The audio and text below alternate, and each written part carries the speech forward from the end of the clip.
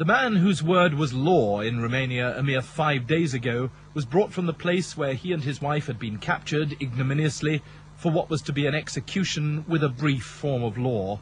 It didn't seem as though his devastating change of fortune had entirely sunk in. The couple went through a brief and rather pointless medical examination. At this stage they probably had at the most another half hour to live, though they probably didn't realize that.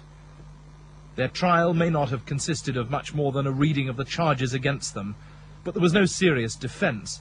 The Ceausescus were responsible for the deaths of an unknown number of people, for diverting the country's revenues to their own use, and for turning a once prosperous country into a poor one. When the verdict was announced, the couple showed their only real emotion. Two old people with an unpleasant past, who nevertheless had an affection for each other. They asked to die together.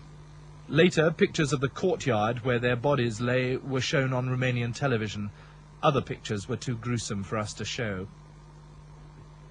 The country's brand new Prime Minister, Pietre Roman, justified their killing. In an interview in French, he said they'd had convincing reports that an attack was to be mounted to rescue them. The judgment and rapid execution were, he said, necessary because of the pressure from terrorist groups. But the crowds which gathered yet again outside the Communist Central Committee headquarters in the main square in Bucharest showed nothing but delight at the death of the Ceausescus. It's only 5 days since President Ceausescu stood on this balcony haranguing the crowd and realized finally that he'd lost all power over them. The speed of the change has been so great that people find it hard to come to terms with it all. And yet already a new power struggle has started here. The people outside in the square support the civilian committees inside this building. The army is trying to get rid of them.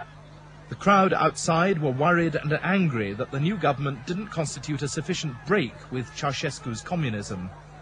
We will have to get used to new things that we have been denied for practically 40 years and especially 25 years. We don't have any organization. We have the liberty, but we don't know what to do with it. They were demanding that the idealism and self-sacrifice of the young anti-communist revolutionaries should be reflected in the new political system. But inside the building it was plain that the mostly young men there had no real cohesion and no staying power. They had the courage to overthrow the regime, but power had shifted away from them. It's to be found for the time being in the television station. This is where the new government, for security purposes, is gathered in almost permanent session. Today, the country's new president, Ion Iliescu, introduced his government. He was once an education minister under Ceausescu, but gradually moved towards opposition. But the old tyranny was so great that there was no real opposition, merely a collection of people like him and like Doina Cornea, who've had the courage to stand out against Ceausescu's rule. That rule won't be mourned by anyone, and its lasting monument is the vast and hideously expensive Avenue of the Victory of Socialism. The apartments which were to be given to Ceausescu's loyal servants and to his secret policemen have never been occupied, nor at the end of the avenue has his megalomaniac palace, which is said to contain 4,000 rooms. He never quite saw it finished. And today, over its roof, the new Romanian flag flew, shorn of the communist symbol which was imposed on it 4 decades ago. But unlike the other revolutions in Europe this year, the one in Romania has of course been savage and bloody. The government estimates that 60,000 people have died.